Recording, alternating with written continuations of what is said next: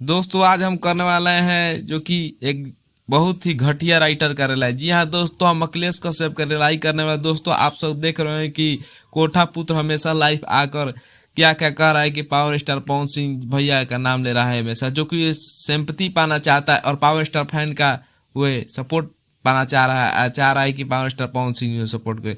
दोस्तों आप सबको याद होगा कि यही कोठा पुत्र है जो विवेक है और अखिलेश कश्यप, जो कि झुनझुनवा के गाना पर तोरा जस बदमाश के मुंह आदि खेसरिया धास से गाना गाया था। जी हाँ दोस्तों, और रील बनाया था ऐसे से हाथ करता। दोस्तों आप सब इसको कभी सपोर्ट मत करना, ऐसे तो पावर स्टार पवन सिंह जी के फैन इसे कभी सपोर्ट ही करबे नहीं करेंगे।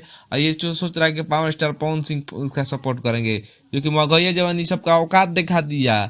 जी हाँ दोस्तों, पावर स्टार पवन सिंह इनका कभी सपोर्ट नहीं करेंगे, जो कि समझ गए हैं और पब्लिक भी समझ गई। ये सब जातिवाद में बिहार को बर्बाद करना चाह रहा है, भोजपुरी इंडस्ट्री को बर्बाद करना चाह रहा है। दोस्तों आपको क्या लगता है, पावर स्टार पवन सिंह जी के फैन इस कोठा पुत्र को सपोर्ट करना चाहिए कि नहीं करना चाहिए?